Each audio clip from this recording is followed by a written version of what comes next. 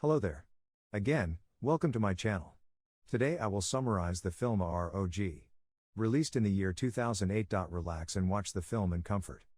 In Istanbul, Arif and Çeku are a diligent couple who operate a carpet store. One day, Logar, an old buddy of Arif's, arrives to the business with his assistant and announces that he has found something bizarre at a neighboring location.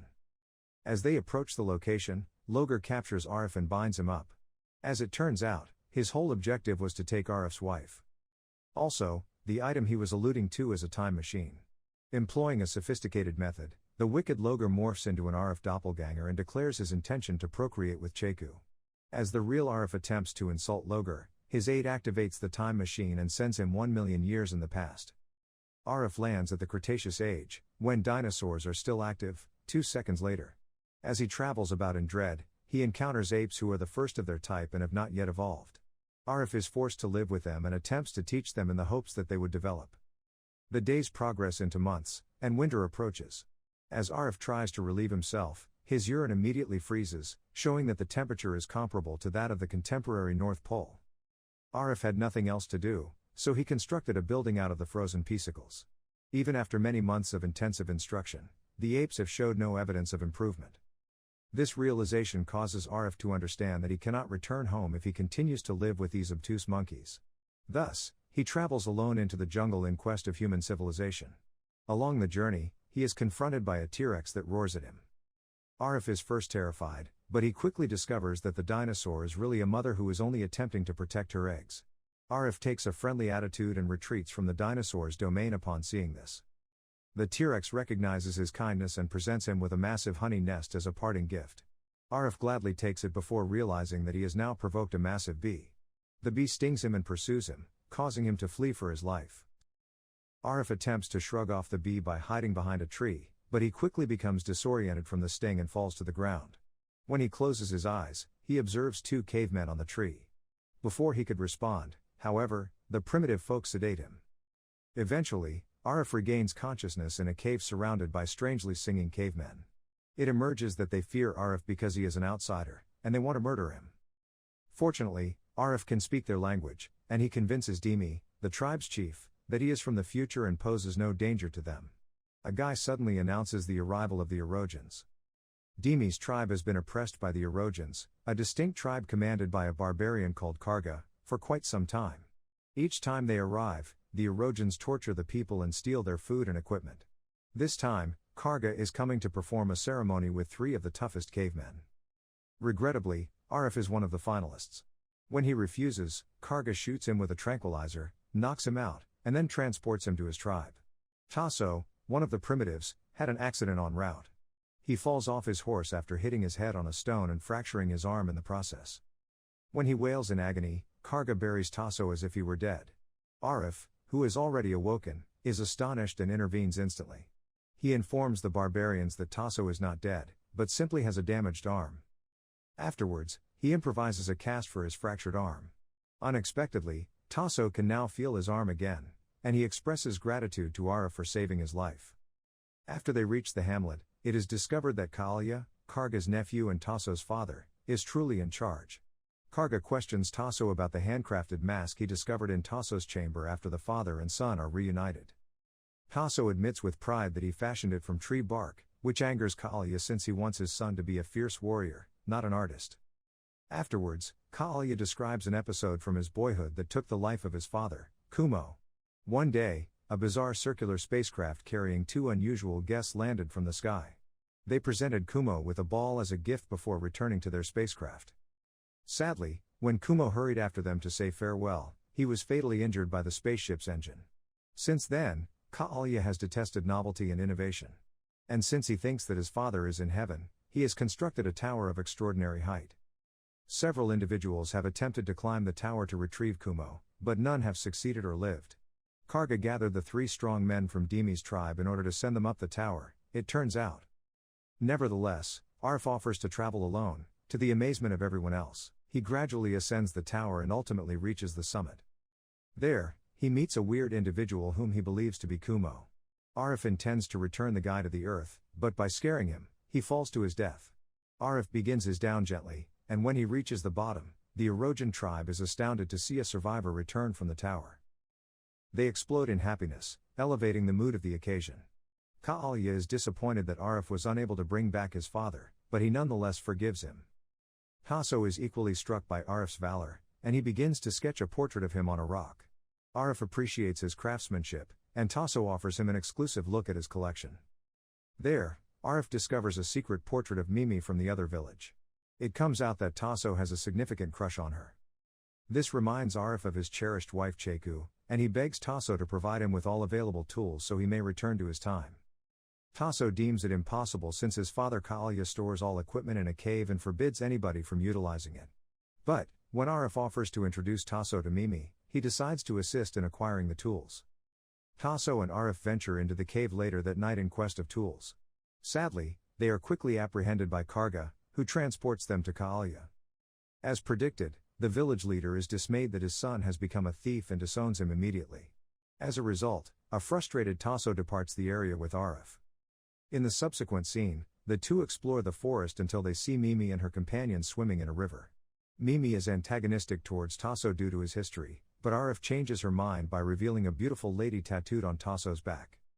The gang then returns to Dimi's hamlet, where Arif explains his intentions to establish a new society. He informs Dimi that Ka'alya's cave has hundreds of valuable devices and requests Dimi's assistance in taking them.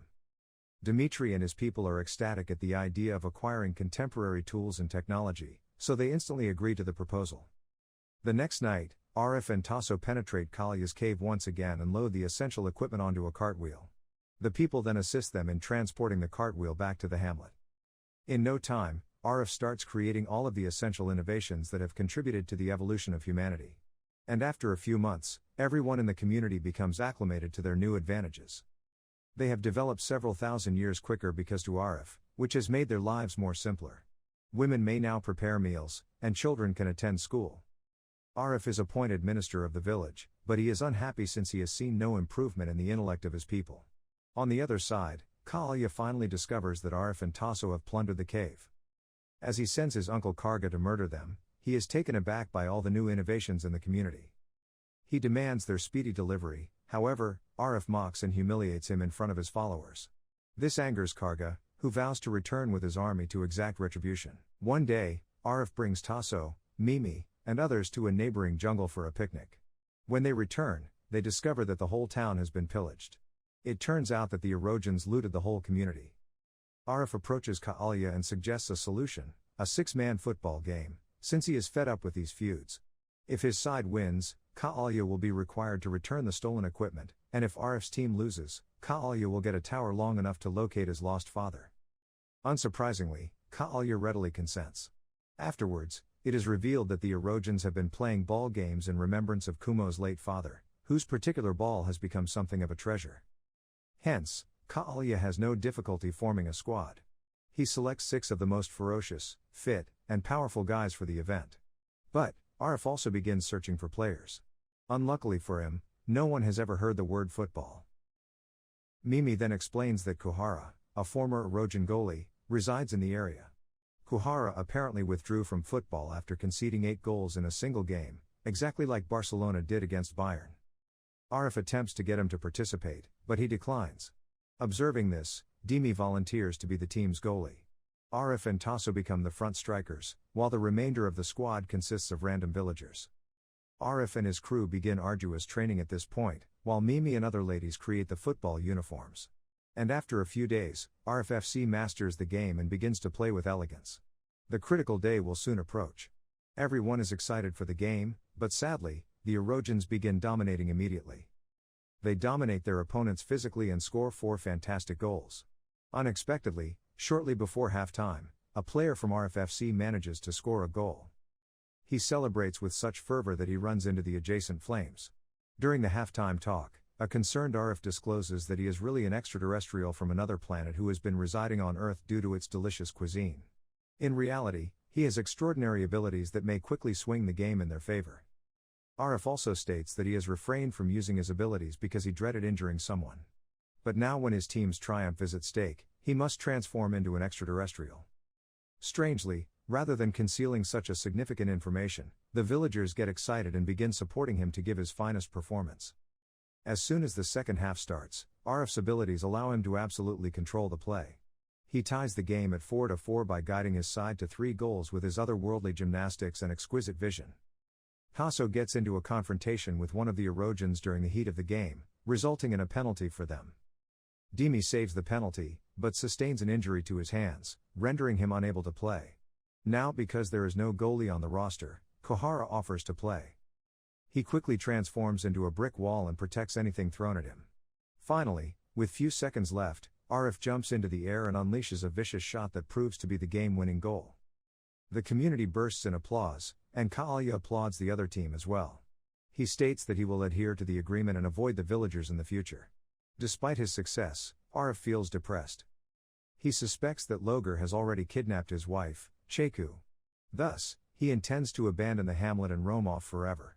Before departing, he gives Tasso his watch and Mimi his engagement ring. Suddenly, there is a blinding flash, and Cheku materializes out of thin air. Arif is both thrilled and confused to meet his wife. Cheku then tells that when Arif departed with Logar, she went online and learnt about a million-year-old ring and watch discovered by archaeologists in a cave. Cheku determined that the ring and watch belonged to Arif after doing more inquiry. She then linked the connections and concluded that the man in front of her was a Logar imposter. Hence, she held him at gunpoint and questioned him about the whereabouts of her spouse. She finally used Logar's time machine to reach here. The pair then waved goodbye to the locals and returned to their own time frame. And upon their return, they dispatch Logar to the primitive settlement. The villagers first believe he is Arif and attempt to converse with him pleasantly, but, when the haughty Logar begins throwing profanities, they realize he is an imposter. To make things worse, Kaalia and the others discover that it was Logar's starship that attacked and murdered Kumo many years ago. Logar becomes terrified upon seeing the furious throng and begs the people to leave him alone, but no one listens. The film concludes when the villagers approach Logar to catch him, but a T-Rex appears out of nowhere and devours him.